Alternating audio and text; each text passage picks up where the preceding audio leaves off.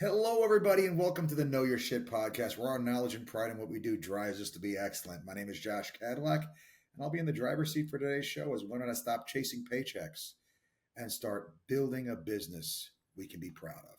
We do this by talking to very successful people to see how they achieved the success that they got. And we have a great guest for you today, in Mr. Ryan Mallory. Ryan, thank you so much for being with us. Thanks for having me, Josh. Excited to be here. So great to have you, man. What is it? Tell our listeners what it is you do. So I am an interventional cardiologist, went through 11 years of medical school, got into my profession, worked a couple of years, realized that uh, being a W-2 employee didn't work the best for me as far as controlling my time. Sure. And I made some big changes, and now I do what's called locums tenens. So I'm a traveling physician. I work only in places that need me most, and I now set up my own schedule. I work about 12 days a month, able to maintain the income I had before when I was working 70 hours a week. And I've used that time and leveraged it to gain a lot of freedom over finances, over taking care of myself, and really just transforming my life from where it was to where it is now. So, what do you like best about what you do? So I really like helping patients, impacting their lives. I'm able to, if you're having a heart attack, I'm the one that stops it. I put in the stent. Uh, it's very rewarding, but I found that when I was working as an employee, I wasn't focusing on the parts I liked. It was more getting on to the next thing, getting another procedure in, getting the charting done, a lot of stuff that I didn't go to medical school for. And so now that I'm working on my own time, I'm able to spend more time with families explaining things. I do the procedure, but then the part around the procedure I enjoy just as much, which is explaining what comes next, how to change things so this doesn't happen again. And I've found that having control of my time has allowed me to focus on those without having that timer in your head saying, hey, come on, move on to the next thing. Yeah. So the time pressure is off, so you can use the time more effectively to do the things that you think matters. I've in my own business, the terminology I use is ruthlessness with time. I'm absolutely ruthless with the time that is not critical to what I need to do. So like I force efficiency into every aspect of my business so that when I do have the things that do matter, spending time with students or people that I'm working with, that I have the time and I don't have this pressure weighing on me that no, you got to get out of here, you got to get done, you got to get the next thing done, so that you can actually kind of prioritize your life around things that in, in your in your view of the world are the things that actually matter more or matter Yep. most. You're 100% correct. And then the flip side of that, I'm able to actually delineate the time that I'm working and when I'm off. So now the time that I'm actually truly present with my family, I have a 7 and a 4-year-old, with my wife, has gone up tremendously so that I'm able to be there and do the things that matter to them, not just to me. The getting home 7 o'clock at night and transactionally getting dinner done, getting to bedtime, that's gone now. I can make the dinner, read the bedtime stories. It is increased the quality of life for both me It, and my it, family in the play tremendously. of their life, you are actually an actor that spends some time on stage. Yeah, no, I hear you. That's so often with the highly successful people. One of the regrets that I hear them say is that they don't give as much time to that as they'd like because they're chasing other things that matter as well. It's an interesting balancing act, and it's great to hear that you have it. I love the piece that you're having a heart attack. You're the guy that stops at the heart attack hitman. You got a heart attack problem, you call me and I whack it, no problem, take it out. I love it.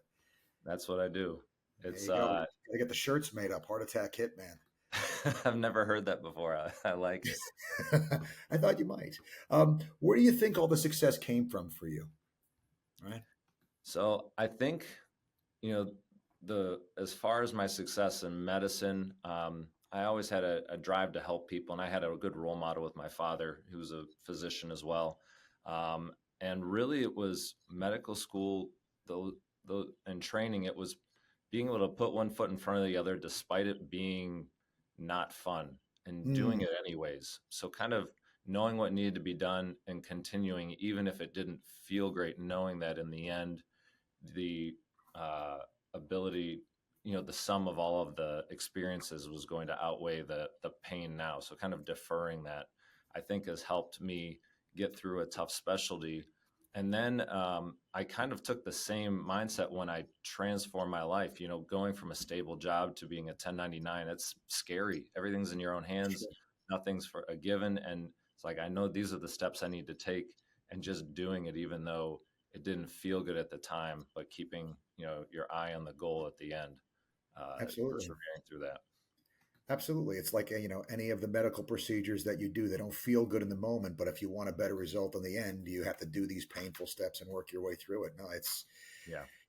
it doesn't feel good in the moment. None of it does. That risk, that agita, the increased budget for Pepto Bismol and Tums that come with a lack of certainty is a real thing. And you know, I'll say this to you because I appreciate very much what you do. I watch medical shows from time to time, and I always wind up thinking, I'm so glad I don't do that. And you do that, like they are on their off day after, forever long, these ridiculously long shifts that people in medical do, and somebody gets sick in front of them, and now they're taking them to the hospital and like going with them to make sure they're okay. And I'm sitting here saying, man, that would really bum me out if that was my day off. And so, obviously it's TV, but I genuinely appreciate what you do, sir. It's an important role, and I'm glad that there are people like you to do it. Because if they were depending upon me, it probably wouldn't happen. I'm not going to lie. So, and that kind of brings us to an important question. What do you think in your makeup makes you good at what you do? I think that a couple of things. One is that I've worked on, especially since transitioning into 1099, making my own business, is checking my perfection at the door and being open to failing and learning Mm. from those mistakes. Sure. I try not to have an ego and think that I know everything, because there's always something to learn. And you kind of can get into that position when you know a lot more than the person next to you to say, listen to me, this is how it goes. But I realize I know a lot about the heart, but I can't tell you how to fix a car. The basic stuff, I'm just like, I need help, so keeping in mind that I only know what I know, and being open to learning from other people, being curious, I think are two things that are really important to my success. And that leads me to asking questions and not just keeping in a narrow-minded focus, where sometimes you miss out on opportunities and ways to change your life that you wouldn't think of, because how can you? You only know what you know. Yeah, yeah, no, such a refreshing. I know in your field you see a lot of people that are very much the other way. Or I'm thinking of the show. The guy's like these hands. It's the egos can be huge, and keeping that humility is just such a better way to go through life, I think. And so kudos to you for keeping that bubble in the middle. Um, how do you deal with yourself when there's unmet expectations, there's challenges, there's disappointments? That's part of what the entrepreneur's journey is. You do all your research, you pick up some shares of the stock, it tanks, whatever. Things don't go as you'd like. How do you keep yourself in the fight? It was tough at first, because I've been trained to not make mistakes, to get it right as much as possible, because the downsides are so profound Yeah, in my specialty. But I needed some help, and I got some coaching as far as learning that it's okay to make mistakes, especially in the entrepreneurial journey, and that the people that are most successful are likely the ones that have made the most mistakes and learned from them, that have iterated.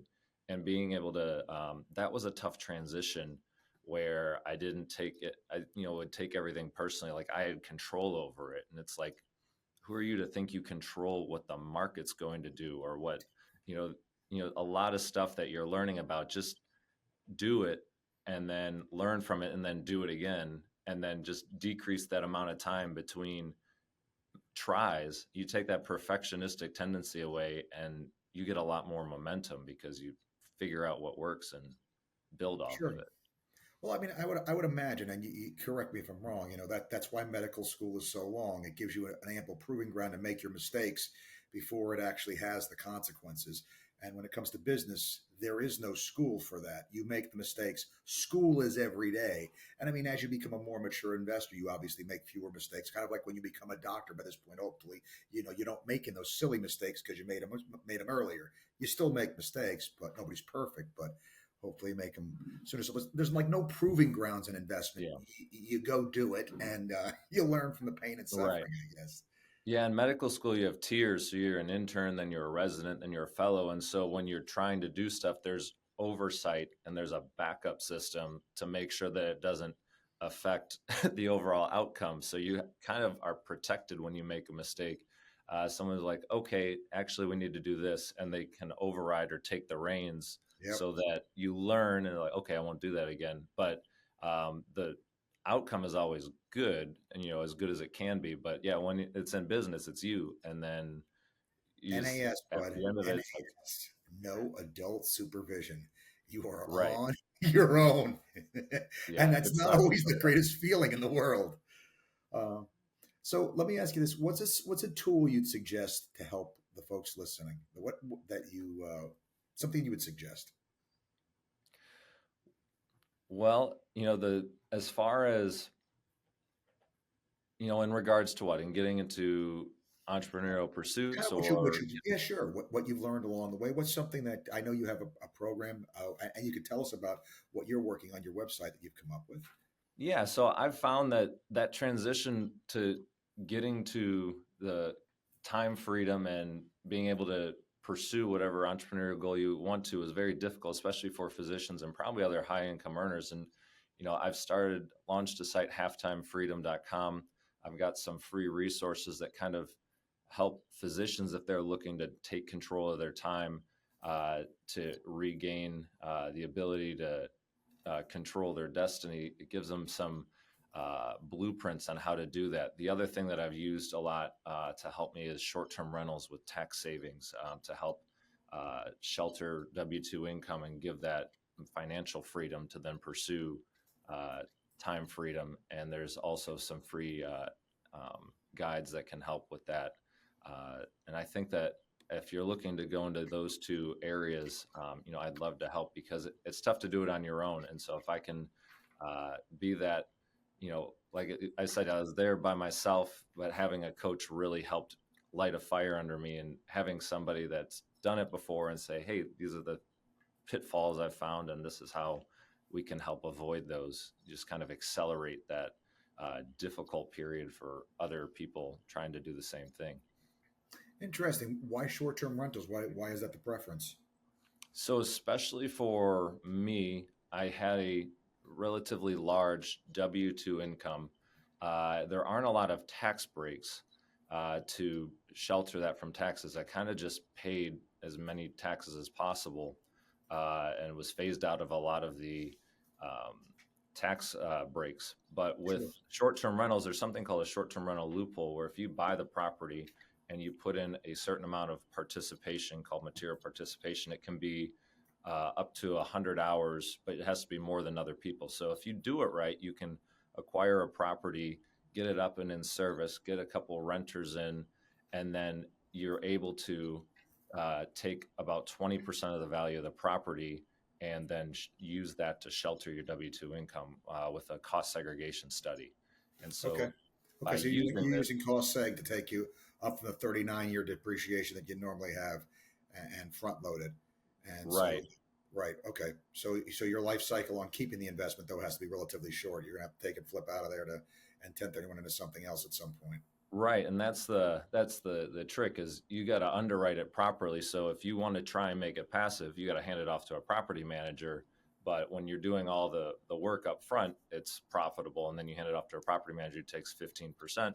Then all of a sudden, it's not the best investment. So going in and knowing what to look at, how to underwrite effectively, so that you can get the tax savings, but then Yeah. also have a good long-term investment, I think is important. And a lot of other physicians have started doing it, but then the underwriting process can be a little tricky because they haven't done it before, and they get the tax savings, and then after that, Yeah. they're left What do you with do after that to make sure the asset is worth hanging on to? right. It's a piece of the puzzle. That's a big one because I mean usually I do that for people. It's not as big. I mean you can do it with cost seg, but I usually do this with long term rental just because I haven't I haven't cared for the short term rental market as much with the decrease in discretionary spending. It's a hotel space, but yeah, no, it's good stuff. I mean, I very much like as folks find individual niches and loopholes that apply to the specific thing that they do. So it's a great conversation.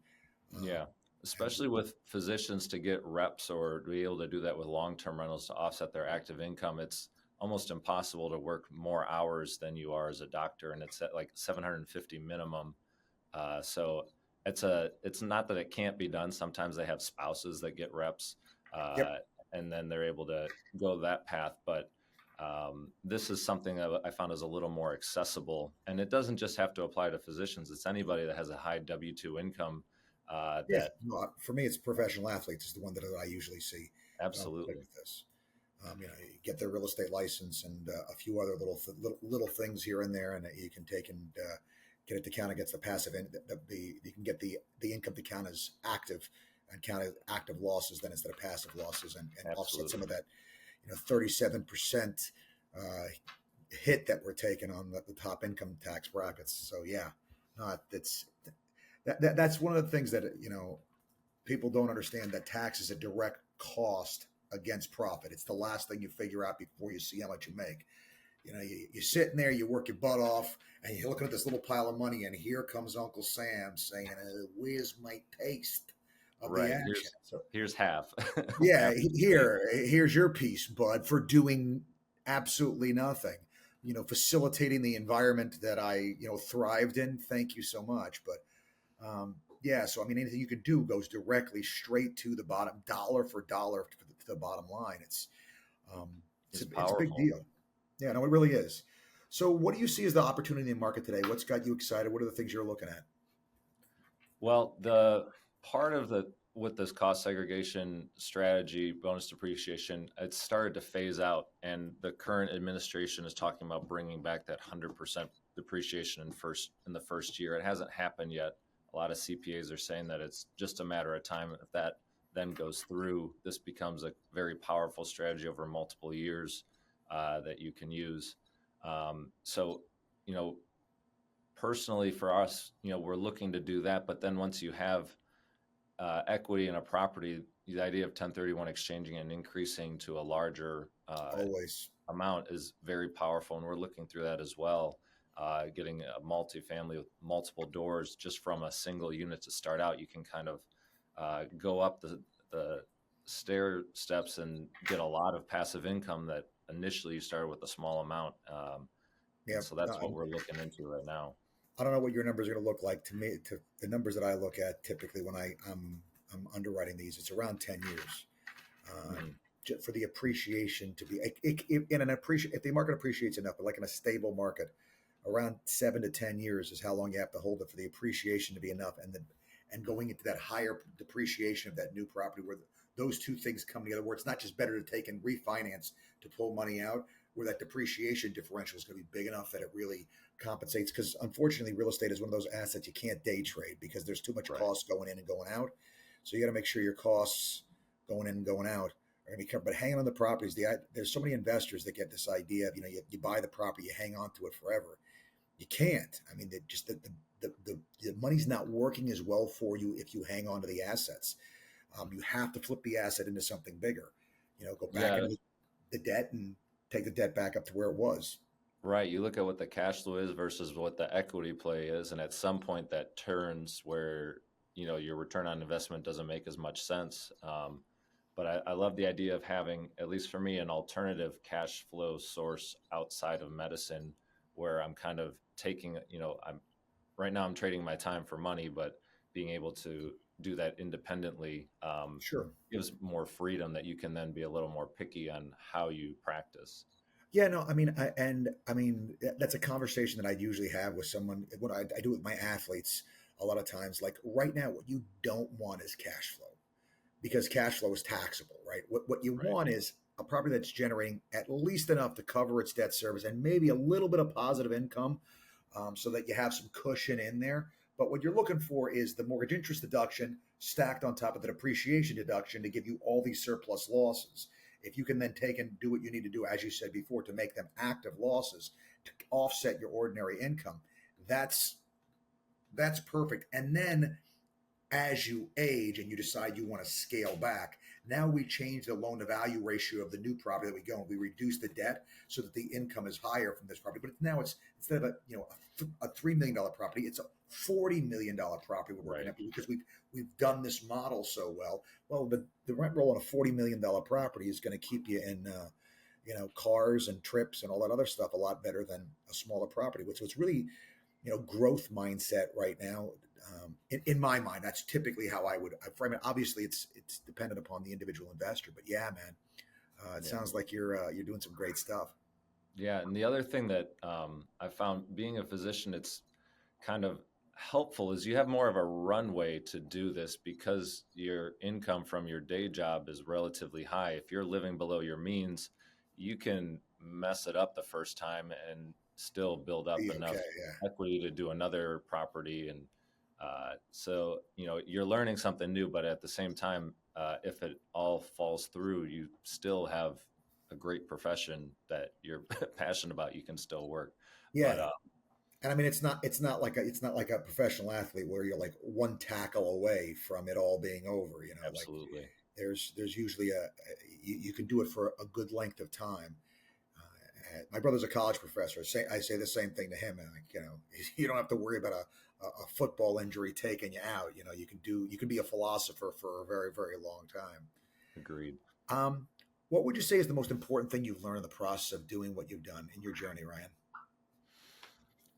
I think one of the most important things, like I was talking about before, being okay with failing and learning from it, not taking it personally, and then building off of it.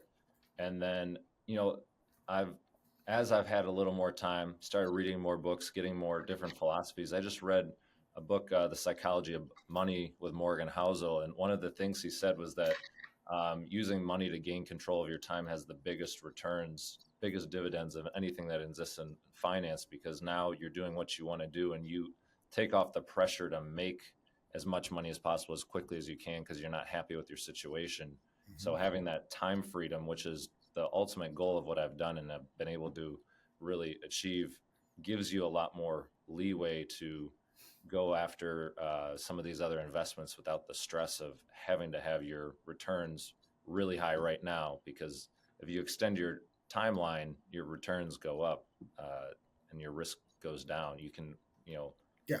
get through those ups and downs that are short term. Yeah, no, I mean that's one of the nice parts because your investment type is real estate. Real estate has that much more steady sort of tick tick tick of a roller coaster trend up. It might have some bumps along the way, but unlike the stock market where it's schizophrenic, it's up down all over the place. You never quite know which way it's going to go. Real estate tends to be a little bit more stable, so that compounded growth tends to be a little more dependable, which reduces the agita factor a little bit.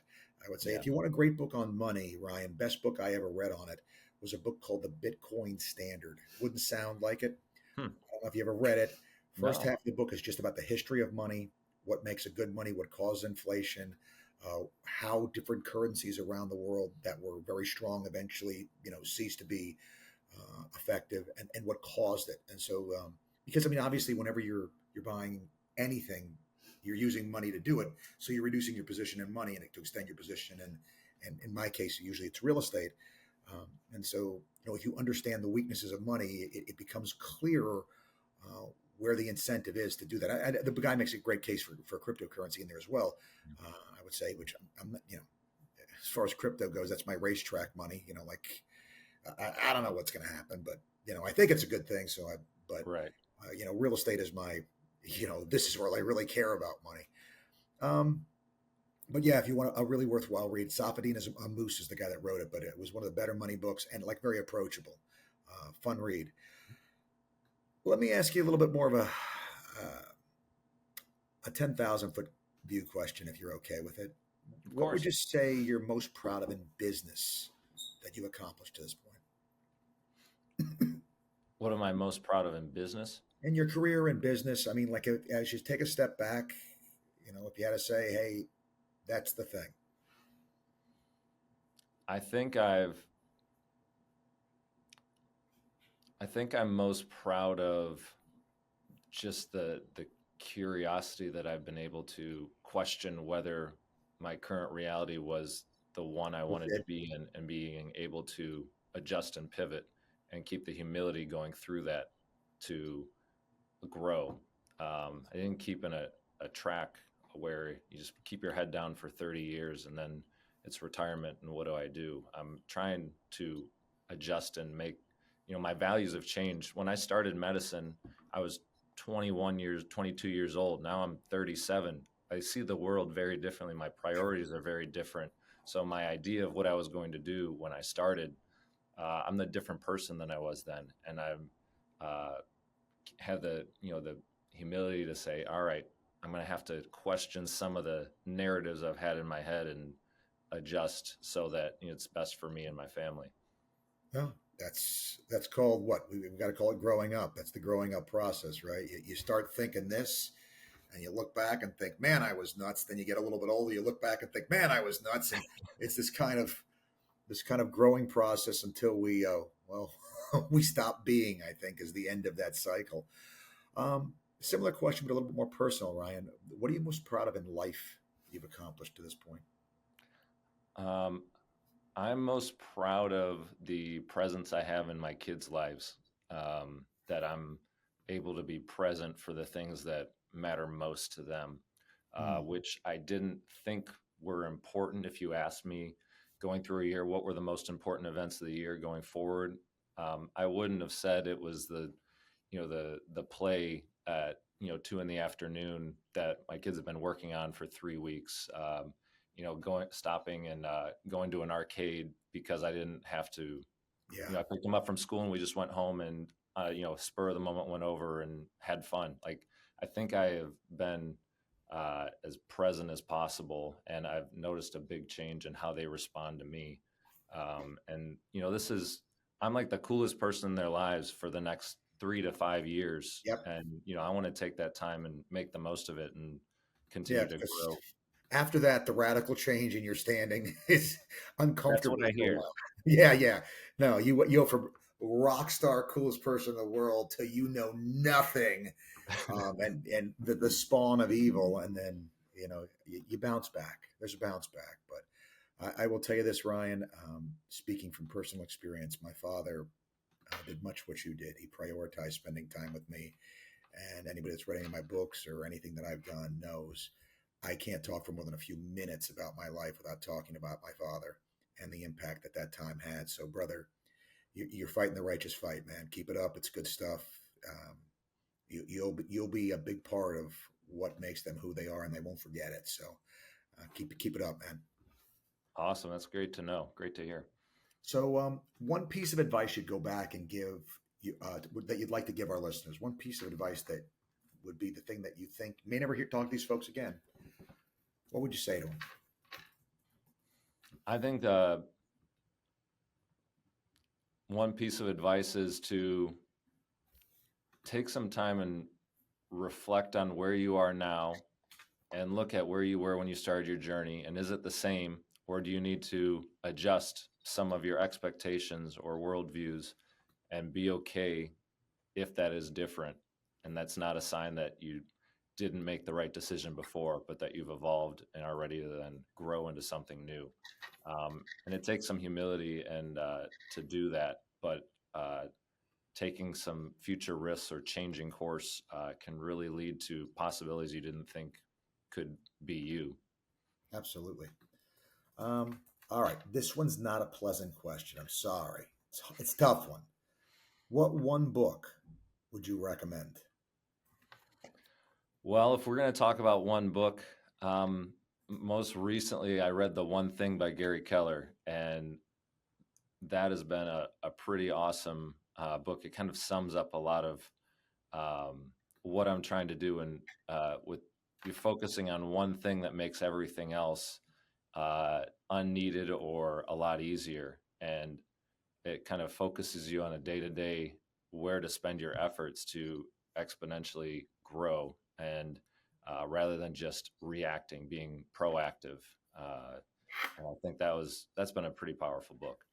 All right. Favorite movie of all time?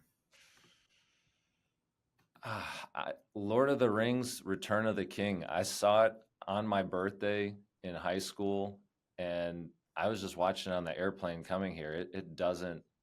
It's Doesn't lose timeless. anything. Yeah. Doesn't lose anything. I'll tell you what, man, you cannot mess with Token. Token, Lewis, those two guys, man, you can't mess with them. They are both really good at what they do. They were friends. I don't know if you knew that. Yeah, I didn't. What's yours? Oh, favorite movie of all time? The one that's it's tough call. Uh, the one that I talk about the most that I really enjoyed because I think the movie's a lot more profound than people give it credit for on the first watch is Rocky Balboa, the last Rocky movie. When I watched Stallone's most recent biography on Netflix, and I went back and watched it again, you see what's going on in there. It's an older guy that thinks he's past his time of relevance, and he's proving to himself that he still matters, Mm. and he's still got something left. And so that's a cool movie. Another great one. I got two boxing movies, but Cinderella Man is just such a great movie. So many great things, and the fact that it's a true story makes it that much better. But Funny story about Rocky. I hadn't seen it in junior year of high school, and my teacher was so incensed he made me write a book report on it and said I'd fail the class if I didn't follow through. And me being wanting to get all A's, I went home and watched it right away. And there you go. I agree, it's a fantastic movie. Well, I'm talking about the very last one that came out, Rocky Balboa. So that's the I think it's the sixth in the Oh, series. the sixth one. Yeah. Okay, yeah, that one also is really So good. yeah, no, the thing is, like, you watch it the first time, you got to really kind of pay attention to what's going on in there, because even the last fight, the last round of the last fight, when he gets up the last time, he's telling himself what he told the kid earlier in the movie. Life's not about how hard you hit; it's about how hard you can get hit. And he's flashing back to all the bad things that have happened to him, and he gets up, and he doesn't get up and go to the champ and start hitting him. He starts asking the champ to hit him to show that he can keep moving forward.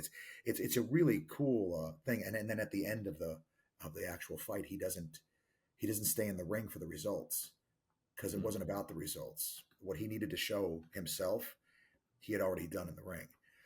It's pretty cool little thing. But if I had to really go back, I'd have to say it's either The Godfather or Braveheart. Those are my Yeah, I mean, two you, my you great can't go epic wrong with films. those. Yeah, you can't. I mean, Marlon Brando, Al Pacino. How do you go wrong? But all right, famous person in history you'd want to meet if you could. Oh man, that's tough. Um, famous person in history. By the way, we're totally going to judge you by what you say, so just Yeah, no I know. Just pressure. now I'm just there's so many different people. Uh-huh. I would want to go back and meet Rockefeller. You And know, he was going through my mind as you said that. I was like, John B would be a good guy to sit down and talk to. I would imagine. yeah, I mean he started out as just like everybody else before he turned into an industrial titan. Like, see how is he thinking? How is he making choices that determined entire economies and Yeah.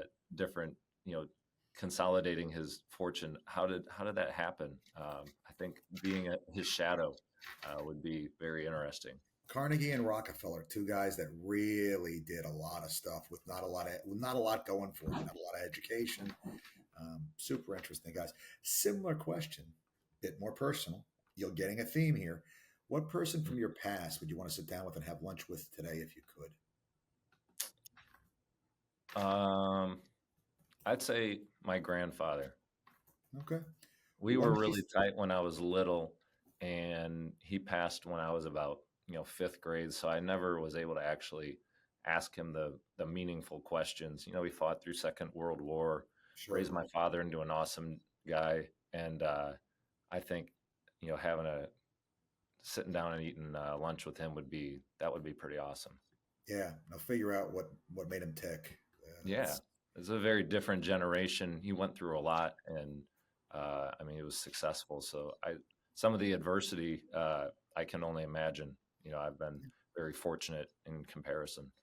it's interesting. My father was born in that gen. My father was born in 1930, so he was from that generation. He went through Korea, and just the mindedness. I mean, just the mental toughness of persistence and resilience, and just go. Um, and fail and just pick up the broken pieces, kind of like the poem If you can see everything you work for torn to shreds and broken to pieces, and bend over, pick them up, and never even breathe a word about their loss, and just start rebuilding. I mean, just that. Yeah, man, Mhm. it's unbelievable.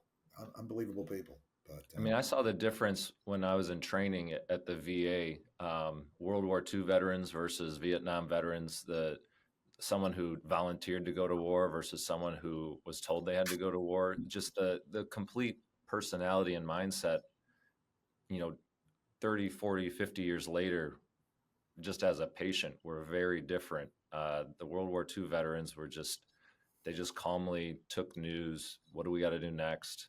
There wasn't really there's a lot of humbleness, and they're very easy to take care of, but also very understanding about what was going on. sure, sure. No, it's. I mean, a lot of the World War II guys. I think it's more. A lot of the World War II guys were drafted, but I think it was how the country received them on the back end Yeah, is really what kind of locked in. If you as a guy, if you're doing something for people that are grateful and they meaningful to them, like you're filling a role that others can't, kind of like you do, right? You do something because others can't, or whatever, right?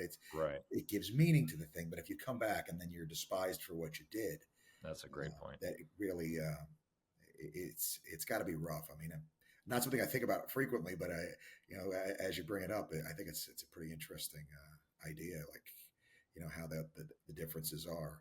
I remember there's an image that I remember seeing. It's that had the World War II. It was maybe a year or two ago. And they had that when the handful of World War II guys left. That was beaches in Normandy, and guys in a wheelchair, and Hmm. they bring the flag out, and this guy pushes people's hands away to do everything he can to stand for the Hmm. flag. And I just thought, man, I mean, that was, if you want to see my father in microcosm, that was it. It's got to get done. It doesn't matter if it can be done. It's got to get done. So let's get it Right. done. Always loved and respected that about those folks. Um, Circling back to the topic of the hour, which is you, what one piece of advice would you go back and give a younger version of you? I think just don't take everything personally as you go along. Your ability to control your future, there's a certain amount, but there's some things you can't control, and just let them go, move on. Yeah, makes You think sense. you think you're in control of everything at that age, and my the ramifications of what I do, I felt like they had a lot more pull than they actually did, where I should have just would have saved me a lot of stress Yeah, over the yeah. years. A lot of pressure we put on ourselves. It's unnecessary. Um, if you had to be in a foxhole taking fire with somebody, who's the person you'd pick to have in there with you? My wife. Always a good choice. Always, if she hears this, she's like, "Oh," as opposed to "you dead." No, she'd find a way out. She's like, we're not sitting here with this. Like we got too much to do. She can make decisions. She's a very powerful person. I definitely choose her. Yeah. So, Ryan, what do you do to unwind, buddy? Uh, Done a lot more reading recently. I enjoyed playing Xbox when I grew up, and I've got three best friends, and we'll get online, and it's like our version of talking on the phone, only we get to, Blow do crap a up. team building exercise at the same time. So that's one that's a lot of enjoyment. And then I'm getting into golfing, for better or worse. And Now, that's wait a been, second, man. You're a doctor that's getting into golfing. I know, You realize the level of cliche. I mean, as long very, as you're comfortable with it, the cliche disclosure is being made. very cliche. I get it. But then I'm talking to people in business, and they're making deals on the golf course. It's just all about who you know. It's like you have protected time to be yourself outside in nature. And I was like, this is actually, it's not just about the game, it's about the experience. Sure. So I get it, but yeah, All right. totally cliche, but I'll embrace it. That's okay. As long as I'm in real estate, man, it's all about making the disclosure. As long as the disclosure is made and you've signed the disclosure that the disclosure was made, we're okay. So the cliche disclosure has been signed by the customer. We can move on. Yeah. I'm looking Oh, forward to one-on-one basketball with my son once he gets old enough. That's what I'm looking forward to. That's well, if there's he going to be, chooses it. You know, I don't want to try and force that too much. I just want to give him the option to choose, but man, that would be a lot of fun. I'm sure. And then there's going to be the next step, which is him beating you in one-on-one basketball, which is the part that comes after that. Because this way and this way is the trajectory we got going here. Uh, as my dad used to say, you're on the way up and I'm on the way out. So Well, it's like I've got about a 7-year window to be as physically fit and build up as much endurance and muscle as I can, so that I'm at my peak. I'm hitting my peak at that time. there you go. 40 is the new 30. there you go. I'm As still as getting Dylan better. as Dylan Thomas said, do not go gentle into that good night. Yeah, No way. absolutely. So what's next for you, Ryan? You got the entrepreneurial bug. You're making money. You're doing good things. What's the next thing? Right now, we have it's just to grow. We've started the entrepreneurial bug now, expand what we've created and help others in the process. So I want to start growing and providing influence back and helping others to do the same thing. Good stuff. Helping others seems to be a running theme. It's what you like Guilty. to do. Where can people find you, Ryan, if they want more of what you do? You'll go to www.halftimefreedom.com. It's my website. You can follow me, Instagram, Ryan Mallory, MD, all one word. Uh, and please send me a comment, reach out to me. I'd love to hear from you. Well, Ryan, thank you so much for spending your time with us on what it turns out our listeners don't know, but it's actually a Saturday. Yeah, we work on Saturdays. It's how we roll here. But thank you so much for your time, brother. You're very welcome. Thanks for having me on, Josh. It's been a pleasure talking with you. Great talking to you. And I want to thank our listeners for hanging out with us, spending our time. And as I do every week, I remind you there's never a good excuse not to know your shit. Till next time, guys.